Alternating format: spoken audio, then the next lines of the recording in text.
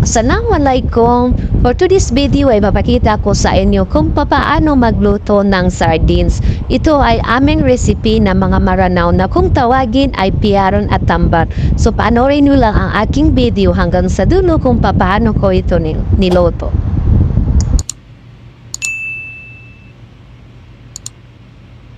Ito guys, ang naisipan kong lutuin ngayon ay ang sardines na kung tawagin sa aming mga maranaw, ito ay takban.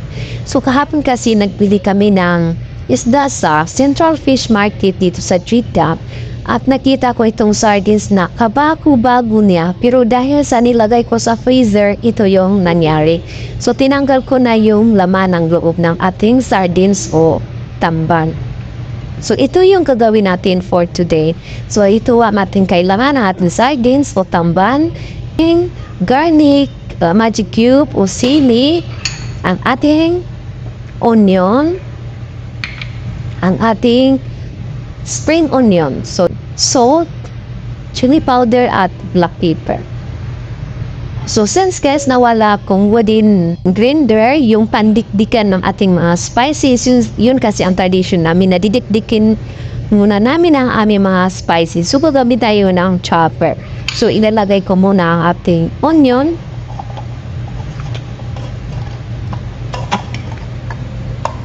So ilagay din natin ang ating magic cube, ang ating garlic, ating sili. So pagsamay-samahin natin at ilalagay din natin ang ating onion spring o green onion. Kasi wala kasing palapa dito sa amin eh. Iba kasi yung palapa namin, so hindi available dito sa Jeddah. So sa Pilipinas lang makukuha. So ito yung gagamitin natin for the meantime na wala tayong palapa. So ipupush lang natin guys para magiging pino ang ating mga spices.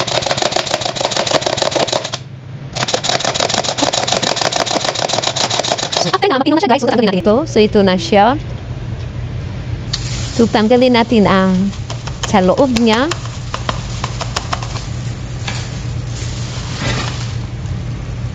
Tapos ilalagay natin dito sa ating palalim na bowl. Lalagyan natin ang ating spices. Ang ating palapa, I mean. So, maglalagay tayo ng turmeric powder. Yung turmeric powder ay pinaka-paborito ng mga Muslim na spices nila. Yun, maglalagay din ako ng chili powder. So, black pepper. And then, salt to taste. So, maglagay din ako ng konting olive oil. And then, mix natin.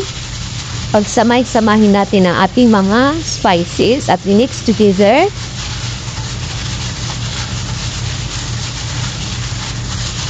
So, pag na-mix na siya guys, naninyo ng maigi. So, ilalagay natin ang ating sardines o ang ating tamban. So, tapos, i-mix natin. Kailangan ma-mix natin ng maayos ang ating spices sa ating sardines. So, napakasimple lang guys ang aming recipe. So, napakadali lang, hindi masyadong maarte. So, basta may palapa lang, fights na yun.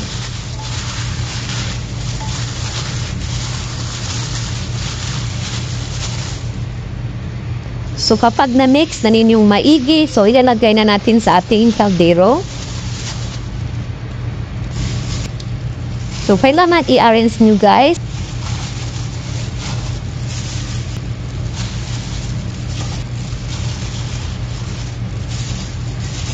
So, kapag marami kayong sardines na hindi nyo maubos-ubos, ito yung gawin ninyo guys, kasi matagal ito masira. So, it takes siguro mga 1 week, basta pinapainitan nyo ng araw-araw. So, matagal siya masira.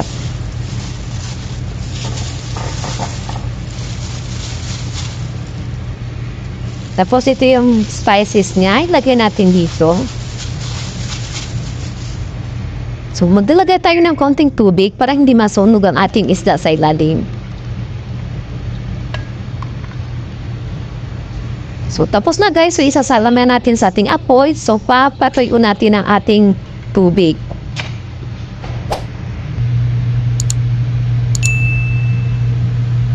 Dito pa natin.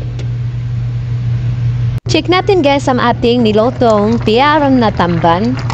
So ayan na. So kailangan matuyo yung ating tubig guys para mas masarap siya. Kaya tinatawag na piyaron kasi pinatuyo siya. Pinatuyo yung tubig na yung sauce niya. Pinatuyo.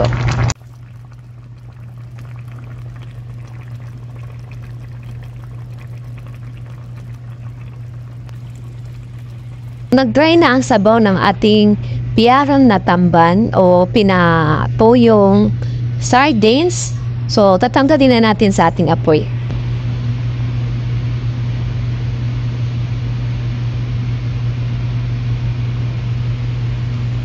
So, ilalagay na natin guys sa ating serving plate. Napakabango at napakasarap. Maanghang, tapos napakasarap.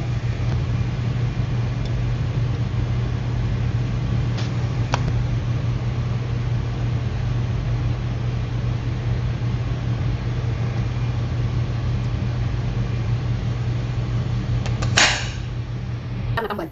So, namis ko ang ulam na to. 2 months na. Sauce.